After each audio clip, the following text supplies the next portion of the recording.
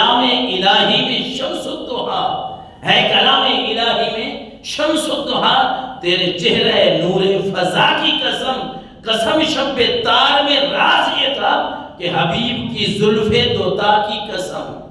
اللہ نے اپنے نبی کو بڑا ہی خوبصورت چہرہ عطا فرمایا تھا۔ وہ ام معبد کا واقعہ مجھے یاد آ رہا ہے، جب حضور صلی اللہ علیہ وسلم ہجرت کر کے مکہ مکرمہ سے مدینہ منورہ جا رہے تھے، وہ واقعہ آپ نے سنا ہے کہ ام معبد ایک بی بی کا نام ہے، بڑی کمزور سی ہیں، لاغر سی ہیں۔ مختلف روایات کا جو خلاصہ ہے میں اس میں سے چند باتیں آپ کے سامنے رکھتا ہوں کہ ام معبد ایک عورت کا نام ہے، ایک بی بی کا، اور یہ خانہ بدوش ہیں، مطلب ہے مکہ مکرمہ اور مدینہ منورہ کے راستے میں جہاں ان کا گھر ہے، انہوں نے 2 خیمے لگائے ہیں، وہاں ان کے پاس چند بکریاں ہیں، ریوڑ ہے۔ ابو معبد اور ام معبد، گھر والے کو ابو معبد کہتے ہیں، معبد ان کے بیٹے کا نام ہے، اس سے یہ مشہور ہیں کہ معبد کی ماں اور معبد کے باپ۔ تو ام معبد یہ گھر ہے، اور ابو معبد جو ہے ان کے شوہر وہ بکریاں لے کے، چند بکریاں، وہ بھی دبلی پتلی ہیں، کوئی اتنی ان کے پاس اوقات نہیں ہے، وہ بہر چرانے گئے ہیں۔ تو آقا کریم علیہ السلام کو وہاں سے جب گزر ہوا، یہ ہجرت کی بات کر رہا ہوں، تو اس وقت حضرت ابوبکر صدیق اور ایک غلام آپ کے ساتھ ہے، ایک وہ ہیں جو راستہ دکھانے والے ہیں۔ تو یہاں آپ صلی اللہ علیہ وسلم نے فرمایا یار یہ خیمے نظر آ رہے ہیں، یہاں جائیں، یہ بڑھیا جو بیٹھی ہے نا، اس سے پوچھیں کہ تمہارے پاس کوئی بیچنے کی چیز ہے، ہم نے گوشت یا چند کھجوریں خرید لی ہیں، کوئی کھانے پینے کی چیز ہے تو دے دیں۔ ام معبد نے کہا ہم خانہ بدوش لوگ ہیں، ہمارے پاس کچھ نہیں ہے میرے پاس۔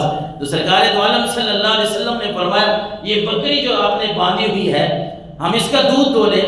تو ام معبد کہتی ہے نہیں، اس کا دودھ کیسے دیں گے، اس کے پاس کچھ نہیں ہے، یہ لاغر ہے، یہ کمزور ہے، یہ ریوڑ کے ساتھ جا نہیں سکتی، اس لیے تو ہم نے اس کو گھر باندھا ہے۔ آپ نے فرمایا نہیں، آپ اجازت دے دیں، میں اس کا دودھ دو لوں گا۔ ام معبد نے کہا خیر، آپ نے اگر اس کا دودھ دو لینا ہے تو دوئیں گے، دودھ کے قابل نہیں ہے۔ دودھ وہ چاہے جانور کا ہو یا ماں انسان کی ماں کا ہو، اس کے لیے ایک ٹائم ہوتا ہے، ایک طریقہ کار، رب نے، قدرت نے، فطرت نے ایک طریقہ رکھا ہے۔ لیکن آپ صلی اللہ علیہ وسلم کے پاس جب وہ بکری لائی جاتی ہے، حدیث مبارکہ کے الفاظ کا خلاصہ ہے کہ جب آپ اس کے تھنوں پہ ہاتھ لگاتے ہیں، آپ کی ہاتھ کی برکت سے رب اس کے تھنوں میں دودھ اتار دیتا ہے۔ صرف دودھ نہیں اترتا بلکہ آپ اپنے ہاتھوں سے دو کے ام معبد کو بھی پلاتے ہیں کہ ہم آج تیرے مہمان ہیں تو پہلے تو پی لیں۔ ام معبد حیران ہے، یہ کیا ہو گیا ہے، یہ تو وہ بکری ہے جو لاغر ہے، یہ لاغر ہے، یہ تو دودھ دینے کے قابل نہیں تھی۔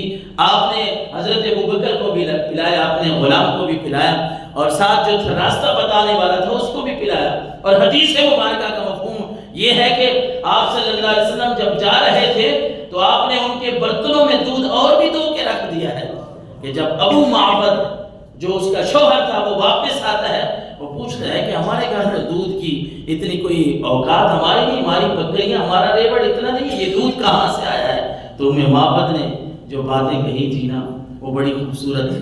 بات میں یہ کرنے لگا ہوں سر خلاصے کے طور پہ کہ ام معبد نے جو باتیں اپنے شوہر کو سنائی نا، کہ وہ تو دیکھتی حیران ہو گئی نا کہ نام پوچھو ان سے، تارو پوچھو نہیں، وہ دیکھتی ہی رہ گئی۔ تو جب ابو معبد نے، شوہر نے پوچھا ام معبد کیا ہے، آج گھر بڑا سونا سونا لگ رہا ہے، بڑی خوبصورتی سی گھر میں ہے، یہ دودھ کہاں سے آیا ہے؟ تو ام معبد نے جو آپ صلی اللہ علیہ وسلم کے اوصاف بیان کیے نا وہ یہ تھے کہ ام معبد نے کہا ابو معبد، اے میرے شوہر، میرے سرتاج، میں اور نہیں جانتی، بس کوئی ایسی ذات آئی ہے، کوئی ایسی ہستی میں نے دیکھی ہے کہ جن کا حسن اتنا نمایاں تھا، چہرہ اتنا خوبصورت تھا کہ دور سے دیکھیں پھر بھی سونے لگتے تھے، قریب سے بھی سونے لگتے تھے۔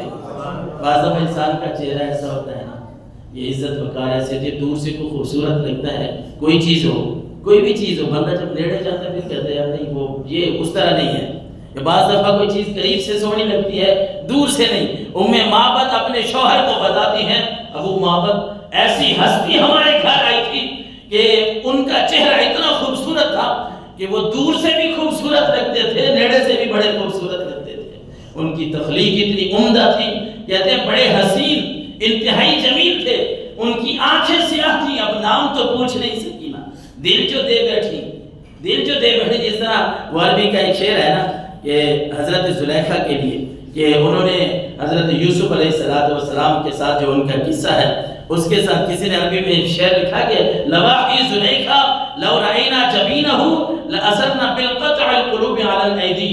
وہ مصر کی عورتیں اور ان کے ہاتھوں کا کٹنا وہ اپنی جگہ پہ ہے کہ حضرت زلیخا نے ان کو بلایا، حضرت یوسف کو سامنے کیا. قرآن یہاں گواہی دے رہا ہے فلما رأینہ اکبرنہ وقطعن ایدیہن.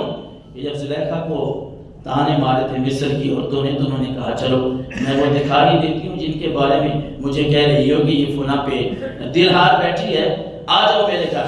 بڑی بڑی گھروں کی عورتوں کو اس نے بلایا، ان کو فروٹ دی، کھانے پینے کی چیزیں دی، ہاتھوں میں چوڑیاں دی.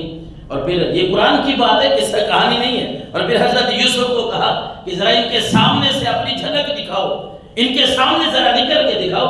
حضرت یوسف جب سامنے نکلتے ہیں فلما رأینہ اکبرنہ وقطعن ایدیہن وقلن حاشا للہ ما ھذا بشرا. ان بیویوں نے اپنے ہاتھ کاٹ بیٹھی اور حضرت زلیخا کو کہتی ہیں زلیخا یہ انسان نہیں ہے، یہ تو وہ فرشتہ ہے. اتنا سونا ہم نے دیکھا ہے، یہ تو وہ فرشتہ انسان نہیں ہے. تو کسی عربی میں کسی شاعر نے شعر لکھا کہ حضرت زلیخا کی وہ بیویاں ہاتھ کاٹ بیٹھی تھیں، لیکن کہتے ہیں لواحی زلیخا لو رأینا جبینہ لأثرنا بالقطع القلوب علی الایدی. ہاتھ دور کی بات ہے، اے زلیخا اگر تو اور تیری سہیلیاں میرے نبی کو دیکھتی تو تم تو دل کاٹ بیٹھتی، تمہارے دل کٹ جانے تھے. میرے نبی کو رب نے خوبصورتی اتنی عطا فرمائی تھی. تو وہ حضرت ام معبد جو ہے ابو معبد کو بتا رہی ہے کہ میں تو دل دے بیٹھی تھی، پوچھا نہیں ہے، حیران ہو گئی تھی، نام نہیں پوچھا. میں بس آپ کو اصحاب بتا رہی ہوں کہ وہ بڑے ہی خوبصورت تھے. بس آپ پوچھ رہے ہیں کون آئے ہیں، میں اتنا بتاتی ہوں کہ ان کی آنکھیں بڑی سیاہ تھی اور ان کی پلکیں بڑی لمبی تھی، آواز ان کی بڑی گونجدار تھی، بڑے ہی سونے بولتے تھے. بعض یہ ہوتا ہے انسان کی شخصیت بڑی روبدار ہوتی ہے، لیکن جب وہ بولتا ہے نا تو بولنے کا انداز اس کا اچھا نہیں ہوتا، لوگ اس سے نفرت کرنا شروع کر دیتے ہیں. آواز میں کچھ ایسی جنبش ہوتی ہے، آواز مزہ نہیں دیتی. وہ ویسے چپ کر کے بیٹھا ہو بڑا سونا لگ رہا ہوتا ہے، لیکن جب وہ بولے تو پھر مزہ نہیں آتا. یہ بعض دفعہ یہ ہوتا ہے کہ بندہ کسی ہستی کو، کسی شخصیت کو دیکھتا ہے دور و نزدیک سے، اس کی گفتگو سے بندہ کسی دفعہ کسی چیز کو دیکھے تو اس پہ بندہ فریفتہ ہو جاتا ہے، یار یہ بڑا خوبصورت ہے. لیکن کسی وصف میں اس کی ناکامی یا اس کی کمی کی وجہ سے انسان سوچتا ہے کہ یار نہیں اس میں یہ کمی ہے. لیکن میرے اور آپ کے نبی کو رب نے ایسا خوبصورت بنایا تھا. ام معبد کہتی ہیں کہ اے ابو معبد آپ کو کیا بتاؤں، وہ تو کوئی ایسی پروقار شخصیت تھی کہ وہ گفتگو کرے پھر بھی سونے لگے، چپ کر کے بیٹھے پھر بھی خوبصورت لگے. کوئی ایسی ہستی آج تیرے گھر آئی تھی اور اس نے یہاں رونقیں بخشی ہیں، اور یہ رونقیں جو تجھے نظر آ رہی ہیں بس میں نے یہ اوصاف آپ کو بیان کر دی ہیں، یہ اسی ہستی کے ہیں جو آئے تھے اور ان کے ساتھ فلاں فلاں آدمی اس شکل کے تھے، ان کو رب نے بڑا ہی خوبصورت بنایا تھا. اعلیٰ حضرت نے لکھا کہ خلق تمہاری جمیل، خلق مین پیدائش، کہ خلق تمہاری جمیل خلق تمہارا جلیل. کہ اللہ کے نبی رب نے آپ کو بنایا بھی خوبصورت ہے، اخلاق بھی خوبصورت ادا ہو، آپ کا اخلاق بھی خوبصورت ہے، آپ کی پیدائش بھی خوبصورت ہے. کہ خلق تمہاری جمیل خلق تمہارا جلیل، خلق تمہاری قدا تم پہ کروڑوں درود و سلام. اے اللہ کے نبی رب نے آپ کو خوبصورت بنایا، اخلاق بھی خوبصورت دیا. پھر خلق کا مطلب ہے مخلوق، پھر